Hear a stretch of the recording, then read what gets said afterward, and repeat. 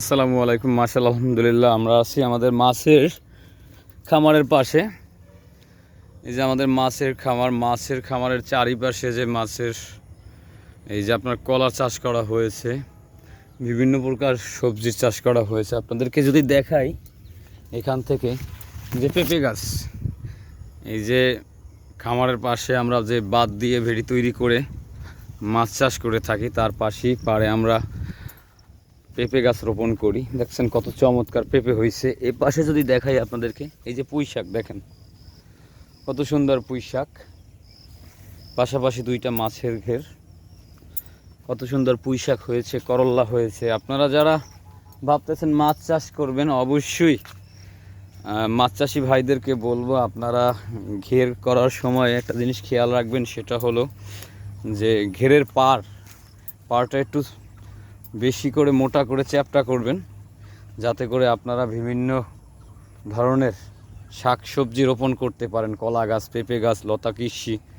এই যেমন পুঁই শাক, শশা, রাহা, দুন্দুল, চিচিঙ্গে, এসব কিন্তু আপনারা রোপণ করতে পারবেন। তাতে করে দেখা যাবে আপনার প্রতি বছরই এই পাড় থেকে যে একটা টাকা আসবে, তা দিয়ে আপনার পাড়ের টাকা উঠে যাবে, ঘের করার খরচ উঠে যাবে। বুঝতে পারছেন আশা করি আমি কি বলতেছি। এই যে আমাদের এই একটা পেঁপে গাছে দেখেন কি পরিমাণ পেঁপে ধরে আছে, দেখছেন?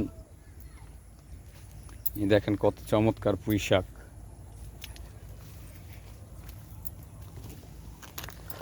কলা গাছে মোচা আসছে, মোচা থেকে কলা আসবে, ওপাশে কলা ঝুলতেছে। তো অবশ্যই কোনো কিছু করার আগে দক্ষ লোকের পরামর্শ নেওয়াটা যেমন জরুরি, তেমন আপনাকেও বুদ্ধি খাটিয়ে কাজ করতে হবে ভালো কিছু করতে হলে, ভালো রেজাল্ট পেতে হলে। এই আবার পেঁপে চারা রোপণ করা হয়েছে, এদিকে গাছগুলো বড় হয়ে গেছে, আবার ছোট গাছগুলো বড় হয়ে উঠবে। দেখছেন স্মার্ট শাহি জাতের পেঁপে।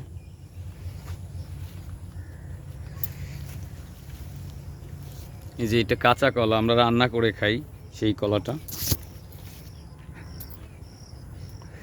আর একটা বিষয় হলো, এই মোচাটা আরও আগে কাটা উচিত ছিল। মোচাটা আরও আগে কাটলে কলার গোড়টা ভালো আসতো। আপনারা যারা কলা চাষ করতে চান অবশ্যই মনে রাখবেন, মোচাগুলো আগে ভেঙে দিবেন এভাবে কলা বের হওয়ার পরে। দা দিয়ে কাটলে বা ছোরা দিয়ে কাটলে ভালো হয়। যেহেতু আমার হাতে এখন নাই, তাই আমি হাত দিয়েই ভাঙার চেষ্টা করছি। অনেক শক্ত রে বাবা। এই যে ভেঙে ফেললাম।